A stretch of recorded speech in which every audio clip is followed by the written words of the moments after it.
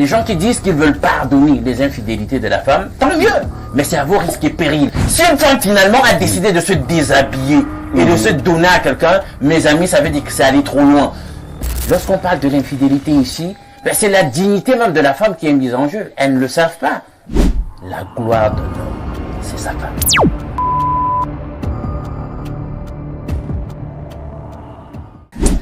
Allons un peu du côté de la spiritualité. Jeanne Vondor l'a un peu effleuré tout à l'heure. Une femme qui commence à aller dehors pour parler comme au village, est-ce que sur le plan spirituel, elle ne met pas l'homme en danger? Justement, on peut analyser les possibilités de réponse à cette question sous ce prisme aussi.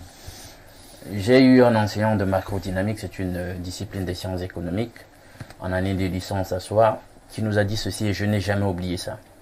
Il nous a dit, les enfants, la gloire d'un homme, c'est sa femme.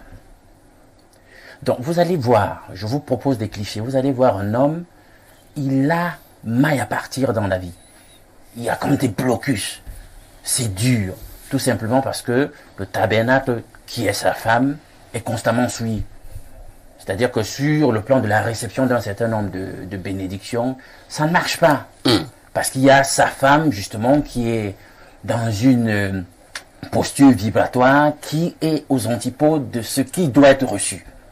Elle est infidèle. Elle se donne à d'autres hommes. Vous voyez, en autre cliché, il y a le monsieur qui est digne, d'après ce qu'on voit de lui, d'être honoré. Il est honorable. Mais il passe au quartier, il y a des petits riens, du tout. Lorsqu'il passe, qu'il le regarde, et qui avec dédain, et qui rit. Pourquoi? Parce qu'il couche avec sa femme. Il se prend quand le monsieur passe, il pense qu'il est quelqu'un. Quand le monsieur passe au quartier et dit à ses amis, celui-là, il pense que c'est un homme. Ce que j'ai montré à sa femme hier. Ce que je fais à sa femme, patati patata. Vous voyez, l'homme est ainsi diminué, réduit à sa plus triviale expression.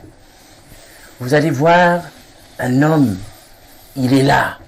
C'est pendant qu'il est absent, sa maison c'est la cour du roi Péto. C'est l'auberge. Les gens viennent faire un certain nombre de choses. Les voisins connaissent ce qui se passe en son absence. Il vient, il est la risée de tout le monde. Il ne le sait pas.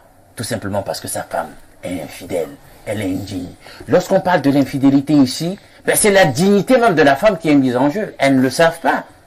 La femme doit donner une démonstration de sa dignité, de sa respectabilité, en restant fidèle et en donnant son corps à un seul homme, notamment dans le cadre du mariage, ou dans le cadre de la sexualité. En réalité, il y a plusieurs choses pour lesquelles on est totalement mis sur le banc.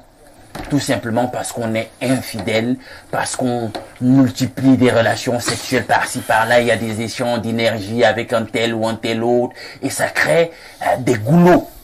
Mais les gens, ça, ne le savent pas. Maintenant, moi, au sujet de cette infidélité, je dirais, les gens qui disent qu'ils veulent pardonner les infidélités de la femme, tant mieux, mais c'est à vos risques et périls. Pourquoi? Vous avez remarqué qu'en ce qui concerne la fièvre de la volupté, même la biologie nous le dit déjà.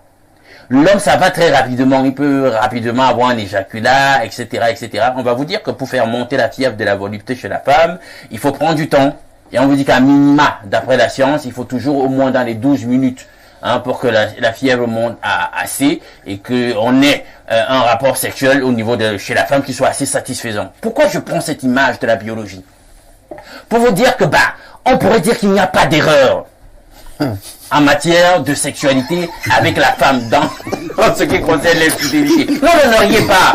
Aussi lentement elle va de faire monter la fièvre de la volupté, justement, c'est l'indicateur que, en termes d'émotion, elle couvre d'abord. Ça va plus lentement. Si une femme finalement a décidé de se déshabiller et de se donner à quelqu'un, mes amis, ça veut dire que c'est allé trop loin. Elle avait médité. Et elle veut que ça se passe ainsi. Il n'y a pas véritablement de faiblesse, les amis. Il n'y en a pas. Et les femmes, mettez-vous ça bien en tête.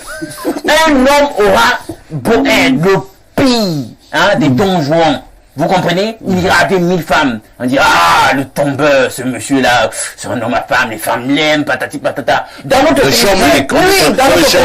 dans notre construit social et sociétal, c'est comme ça. Vous n'allez pas changer ça, quelle que soit la civilisation.